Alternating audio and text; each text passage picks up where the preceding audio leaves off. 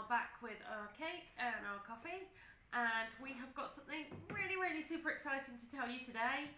We have seen a number of properties in this process, but we have found one that we think might be the property that we would like to move into with the shop, which is super exciting.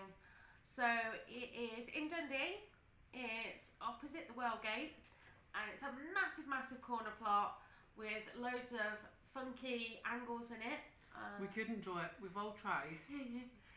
It's definitely a strange floor shape, but we like quirky, and we think that that'll be really amazing sort of secret nooks and crannies where you can grab a private tail, a private tail? A tail? A tail.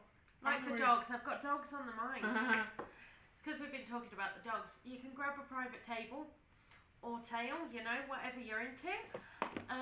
So hopefully we will have the dogs in. We'd like to be dog friendly. Yeah, we don't know how to do that yet, so if anyone does know how to do the whole making a cafe dog friendly, if you can stick something in the comments or message us, that would be amazing. Because, you know, us, we really like our dogs, and we like meeting other people's dogs, and dogs just make everything better. So yeah, grab a table, grab a tail, and I think it'd be really funky. It's going to need some work. Oh, it needs so much work. We are going to be wearing a lot of paint colours over the coming months, I fear. But it's a labour of love. We Absolutely. really, you know, we want to turn it into something really quirky and unusual. It's not really going to be, you know, the cafe we're looking for if it's just white walls. No, it's certainly not going to feel like you've walked into one of those big chain brands that I won't mention. It's definitely going to, we want you to feel as if you've walked into, I don't know, Wonderland or Lord of the Rings, or you know, you've something landed magical. You've landed in the Shire, and it's all cake and drinks and be merry and just have a lovely time. And funky chairs. We don't want all these, you know, bog standard plastic chairs. We want nice big comfy wingback chairs, funky looking chairs, so that you can come in and get comfortable rather than sit on a really uncomfortable plastic those horrible chair. Plastic chairs. Yeah. Don't you hate it when you go in a cafe and they've got, you're like, I want to sit and enjoy what I'm eating, and instead what I'm doing is I'm going yeah. And I'm not a skinny lady. I have quite big hips, and a lot of these chairs aren't designed for people with big hips. So I'm kind of like trying to get my bum in the chair, and what I'd actually really like is just a big comfy armchair that doesn't make me feel guilty for eating even more cake. Even more cake. Yeah. So in case you're wondering in the background, neither of us are asleep, but Lola's asleep and she is snoring quite loudly. Don't know if the microphone will pick it up, but we can hear it. So Lola the Labrador is fast asleep after running around crazy in the garden all morning. As she has a tendency to do. As we all do, actually. So we are super excited about this property. We've been to see it a couple of times now. Yeah. It's got like a secret area out back that we would like to do something with, so keep posted for that. We'd like to eventually have space out the back that you can, like if you don't have a garden, or you do have a garden and you're like me and you're totally not a green thumb and you want a garden that feels nice, because that's definitely me, you could come along and just feel as though you're outside, but you've still got somebody waiting on your hand and foot bringing you drinks and cake, which is always a good thing. And you can sit and play your board games. It is covered, and at the moment it has quite a lot of pigeons. But we're going to evict the pigeons, you know, especially if we're having dogs in, that will be evicting the pigeons. Yeah, to be fair, the dogs will probably take care of that. And it's got an awesome roof that's kind of covered in moss at the moment, but can become a bit of a living garden. Hopefully. I like the idea of having a living roof. That would be pretty cool.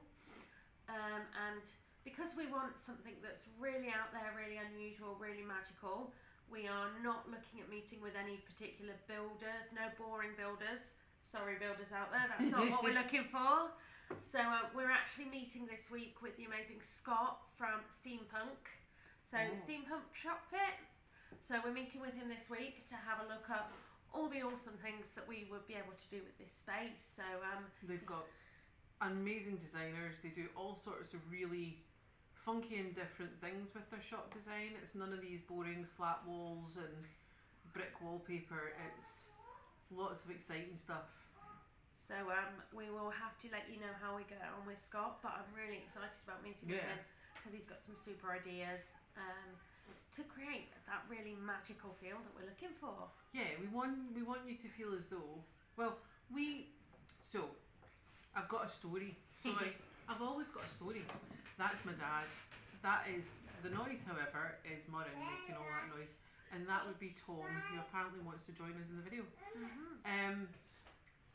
So when I was little, I am convinced I went to some sort of restaurant and it had like themed cocktails for kids. So I had like the one that was, I mean, it must have tasted foul because it was to help you see in the dark. Oh my god. So it was like carrots. So it must have been like carrot juice or something. Why? How? I mean, I couldn't have been that nice. But as a kid, that must have been As amazing. a kid, I was so excited by it, and it had like all of its kids' food was themed, and I remember it having trees inside it and all this kind of thing. It had all these like fantastic things about it. And then as a grown up, I've been to the Alnwick Castle Treetop restaurant, which is literally a treehouse restaurant. And I think the feeling that you get in these places is that you're doing something and you're going somewhere totally different, and it's not just going to a restaurant to sit and eat food with your friends, which, although believe me, I love going and doing that. It's nice to have something that's that little bit different and that little bit more unusual and a bit more of an experience. I think that's what If anybody knows of this place, that sounds amazing. Yeah, I'd it was like in to go. Chelmsford, and I went with Mum and Dad, and it was very exciting. Murren's just stubbed her toe, by the way. That noise you heard in the background was Murren stubbing her toe because she's a bit of a klutz today. And yeah, it was a really, really lovely restaurant, except my mum always tells this story about the salad. So this might trigger something for people. Tom's just happy sitting watching us film. Chatting away. So my mum decided she wasn't hungry. It is the flaw of all mothers to sit down in a restaurant and say, I'm not hungry, I will just order something small. So she ordered something small. She ordered a salad which came in a bowl about yay big, and it was filled. She got about a quarter of the way through it and then nearly passed out. I mean, it was so huge. Although the most disturbing bit of the whole thing was the man who got a gigantic T-bone steak that was dripping off the plate and then smothered it in Heinz ketchup. Oh no! Heinz ketchup. Oh no!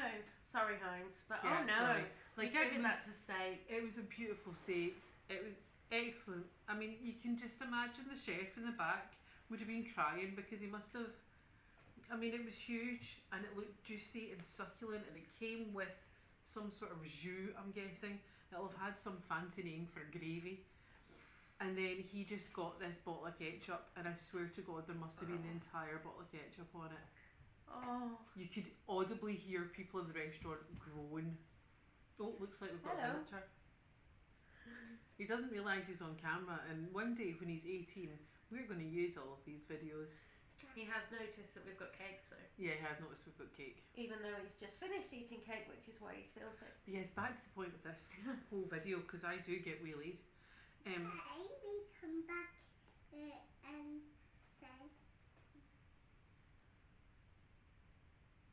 Oh, don't turn it down, dude. Thank you.